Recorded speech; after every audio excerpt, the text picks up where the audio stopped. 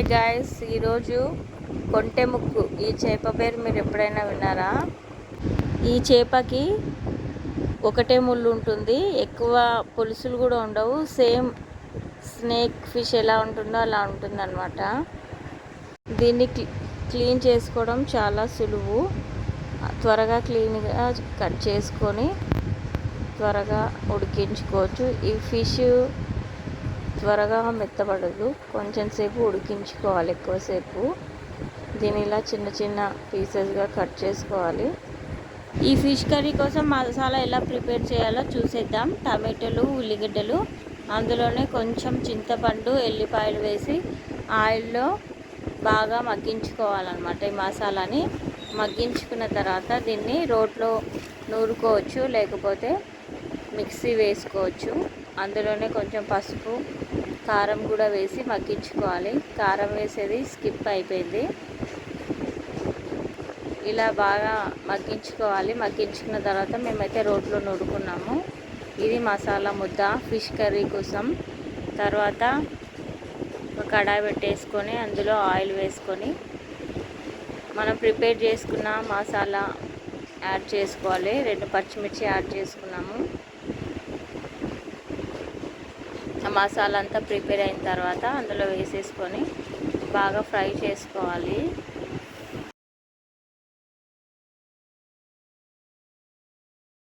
కారం కొంచెం తక్కువగా అనిపించింది, అందుకే మళ్ళీ కొంచెం ఇప్పుడే కారం యాడ్ చేసుకుంటున్నాము. తర్వాత సాల్ట్ కూడా యాడ్ చేసాము. మసాలా మగ్గిపోయింది. ఇప్పుడైతే కొంటె ముక్కు ఫిష్ పీసెస్ని యాడ్ చేసుకుంటున్నాము. ఇవి చాలా స్మూత్గా అయితే ఉండవు, కాసేపు అయితే బాగా మగ్గించుకోవాలి. చికెన్ పీస్ ఎలా ఉంటుందో అలా ఉంటుంది ఉడికిన తర్వాత.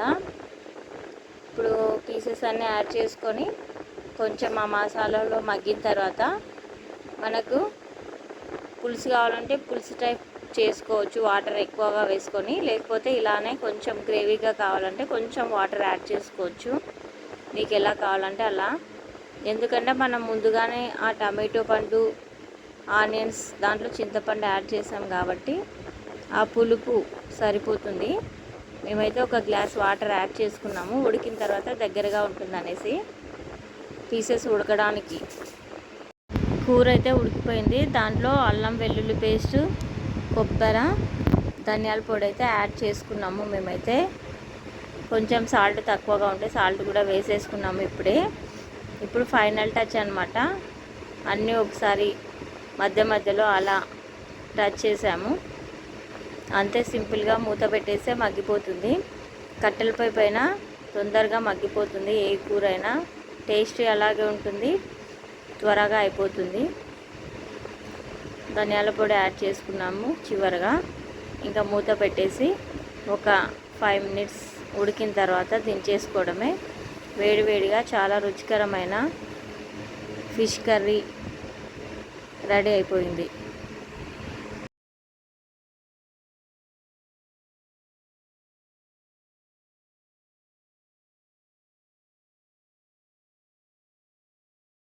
కొంటెంకు ఫిష్ కర్రీ అయితే రెడీ అయిపోయింది. చూడండి, గ్రేవీ కొంచెం థిక్గా వచ్చింది.